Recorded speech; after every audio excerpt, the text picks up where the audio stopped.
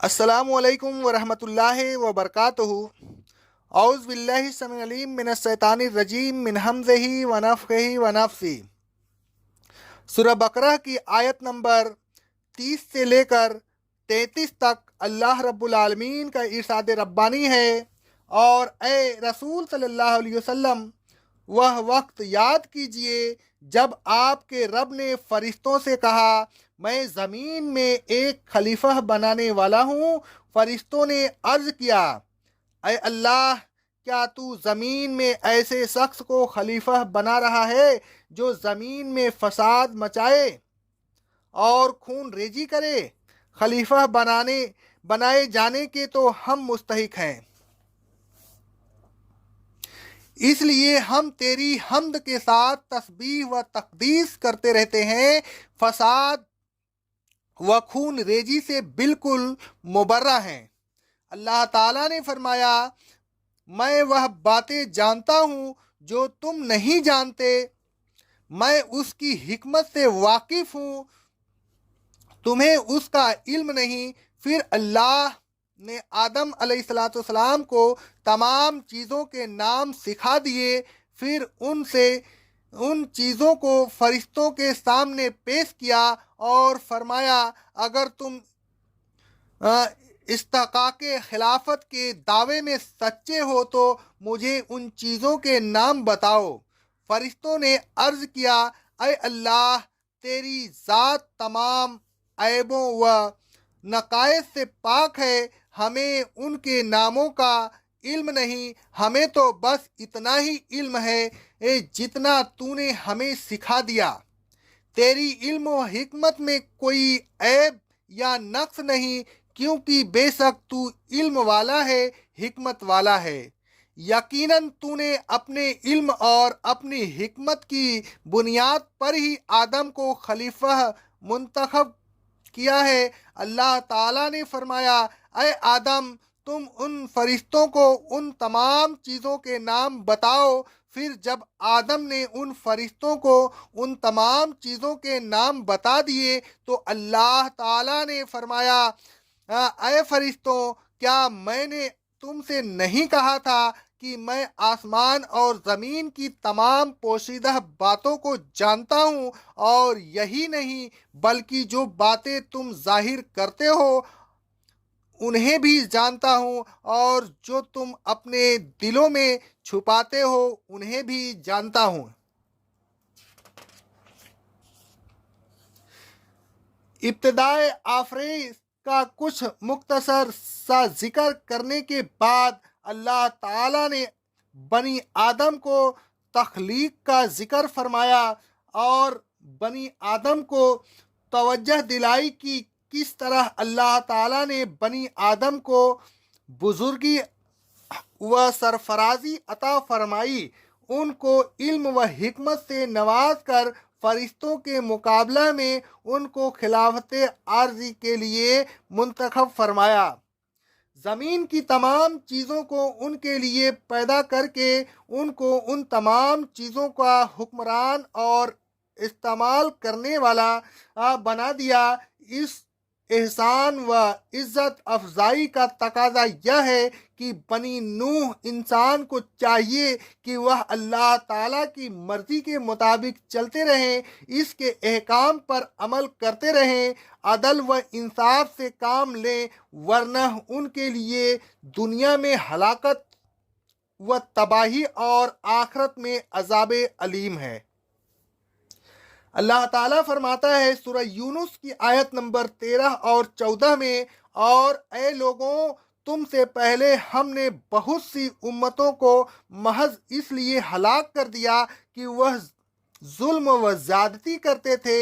ان کے پاس رسول کھلی نشانیاں لے کر آئے تھے، لیکن وہ ان پر ایمان نہیں لائے، اپنی سرکشی و جرائم پر اڑے رہے، تو ہم نے ان کو ہلاک کر دیا، اور مجرم لوگوں کو ہم اسی طرح سزا دیا کرتے ہیں۔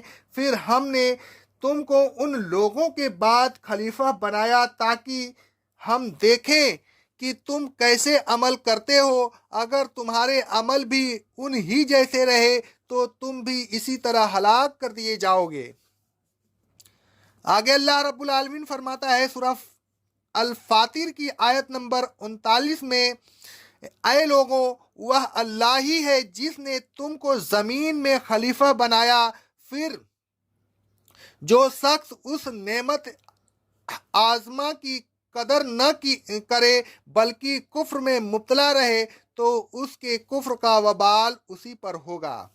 اللہ رب العالمین فرماتا ہے سورہ انعام کی آیت نمبر 165 میں، اور وہ اللہ ہی ہے جس نے زمین میں تمہیں خلیفہ بنایا اور تم میں سے بعض کو بعض پر فضیلت دی تاکہ وہ خلافت جو اس نے تمہیں دی ہے اس میں تمہاری آزمائش کرے کہ تم میں سے کون اللہ کی مرضی کے مطابق چلتا ہے اور کون نہیں چلتا، کون عدل و انصاف سے کام لیتا ہے اور کون نہیں لیتا۔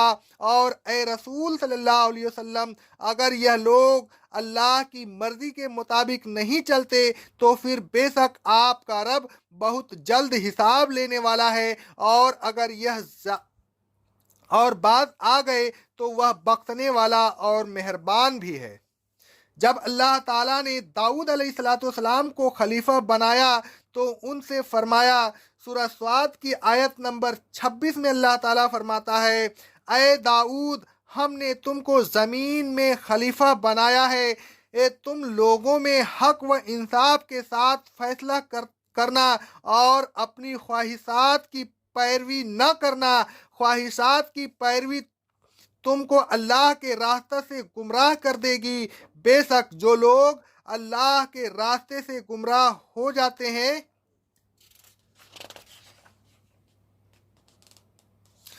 اس دن کو بھول گئے تھے۔ جو لوگ اللہ تعالیٰ کے دین پر چلتے رہتے ہیں وہی دراصل خلافت کے مستحق ہوتے ہیں، اور جب وہ دین پر چلنا چھوڑ دیتے ہیں تو پھر خلافت کے مستحق نہیں رہتے۔ اللہ تعالیٰ ان سے خلافت و حکومت چھین کر دوسروں کو دے دیتا ہے۔ اللہ رب العالمین فرماتا ہے سورہ یونس کی آیت نمبر 73 میں، کافروں نے نوح کو جھٹلایا تو ہم نے ان کو اور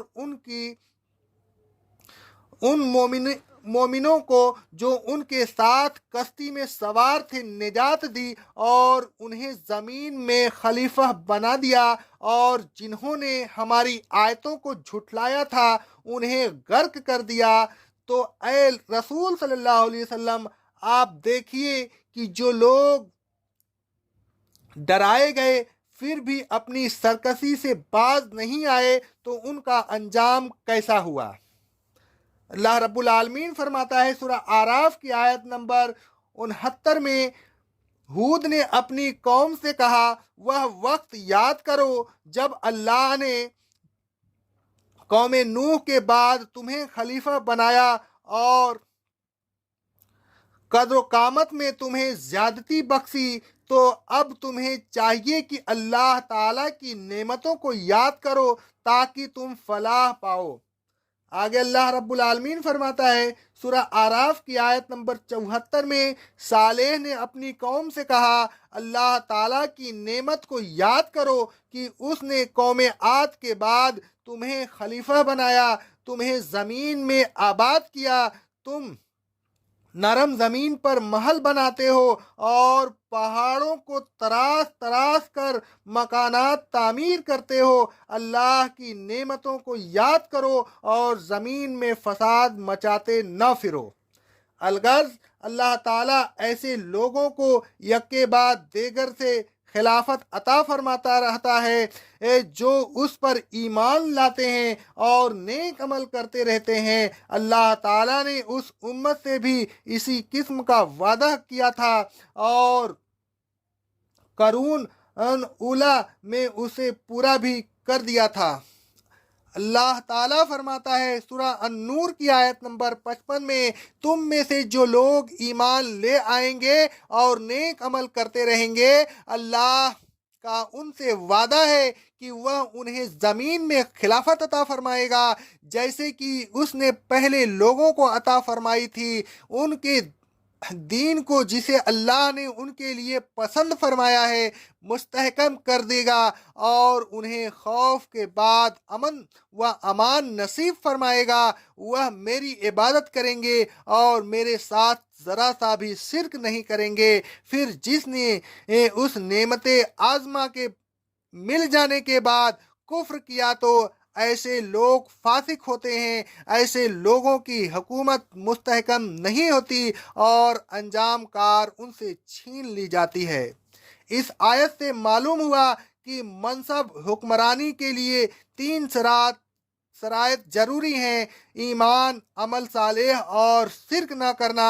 اگر ایمان کا دعویٰ کرنے والے ان میں سے ایک بھی شرط پوری نہ کریں تو ان سے حکومت چھین لی جاتی ہے، کیونکہ اللہ رب العالمین فرماتا ہے بنی اسرائیل کی آیت نمبر 4 اور 5 میں، ہم نے بنی اسرائیل کو فیصلہ کے طور پر پہلے ہی بتا دیا تھا کہ تم 2 مرتبہ ملک میں فساد کرو گے اور بڑی سرکشی کرو گے۔ پھر جب وعدہ کے مطابق پہلے سرکشی تم نے کی تو ہم نے اپنے جنگجو بندے تم پر مسلط کر دیے۔ انہوں نے شہروں کی اینٹ سے اینٹ بجا دی اور اللہ کا وعدہ پورا ہو کر رہا۔ الغرض جب اللہ تعالیٰ نے بنی نوح انسان کو خلیفہ بنانا چاہا اور حضرت آدم علیہ السلام کو اس مقصد کے لیے پیدا کیا تو ان کو اس کا اہل بھی بنایا۔ ان کو وہ علم عطا فرمایا جو خلافت عارضی کے لیے ضروری تھا اور جس سے فرشتے محروم تھے۔ وہ علم کل سیاہ کے کاموں کا علم تھا۔ رسول صلی اللہ علیہ وسلم فرماتے ہیں، صحیح بخاری کی حدیث ہے، قیامت کے دن مومنین جمع ہوں گے اور آپس میں کہیں گے کہ کاش ہم کسی کو اپنے رب کے ہاں سپارسی بناتے۔ یہ کہہ کر وہ آدم علیہ السلام کے پاس آئیں گے اور کہیں گے، اے آپ تمام لوگوں کے باپ ہیں، اللہ نے آپ کو اپنے ہاتھ سے بنایا، فرشتوں سے آپ کو سجدہ کرایا اور آپ کو کل اشیاء کے نام سکھائے۔ آپ ہمارے لیے اپنے رب کے پاس جا کر سفارش کیجئے۔ اللہ تعالیٰ نے آدم علیہ السلام کو علم و درجہ فضیلت بخشی اور اسی بنا پر ان کو خلافت کا اہل قرار دیا۔ حضرت طالوت کو جب بادشاہ بنایا تھا تو ان کی بادشاہت کی بنیادوں میں سے ایک بنیاد علم ہی تھی۔ اللہ تعالیٰ فرماتا ہے سورہ بقرہ کی آیت نمبر 247 میں، اللہ تعالیٰ نے طالوت کو علم بھی زیادہ دیا ہے اور جسمانی قوت بھی۔ الغرض علم ہی کی بدولت عزت و سرفرازی ملتی ہے۔ جس میں علم نہیں اس کو حکومت کرنے کا بھی حق نہیں۔ عالم کار درجہ زیادہ ہے، بے علم عابد درجہ میں کمتر ہے۔ اسی لیے فرشتوں کی خواہش کو اللہ تعالیٰ نے آدم علیہ السلام کے علم کی ہی وجہ سے مسترد فرما دیا، محض عبادت کو اس سلسلہ میں کوئی اہمیت نہیں دی۔ آیات زیر تفسیر سے معلوم ہوتا ہے کہ اللہ تعالیٰ نے بنی نوح انسان سے پہلے فرشتوں کو پیدا کیا تھا اور انہیں بتا دیا تھا کہ اللہ تعالیٰ آسمانوں اور زمین کی تمام پوشیدہ چیزوں کو جانتا ہے۔ وہ اس چیز کو بھی جانتا ہے جو وہ ظاہر کرتے ہیں اور اس چیز کو بھی جانتے ہیں جو وہ اپنے سینوں میں چھپاتے ہیں۔ انہیں اللہ تعالیٰ نے کسی ذریعے سے یہ بھی بتا دیا تھا کہ بنی آدم زمین میں خلافت مل جانے کے بعد فساد برپا کریں گے اور خون ریزی کریں گے۔ فرشتوں کو اللہ تعالیٰ نے اپنی تحمید اور تقدیس بیان کرنے کا طریقہ بھی بتا دیا تھا۔ وہ تحمیل اور تقدیس میں اپنا وقت گزارا کرتے تھے اور اسی بنیاد پر وہ اپنے آپ کو خلافت عرضی کا اہل سمجھتے تھے، اگرچہ انہوں نے صراحتاً اس بات کا ذکر نہیں کیا، لیکن ان کے دل میں یہ خیال موجود تھا۔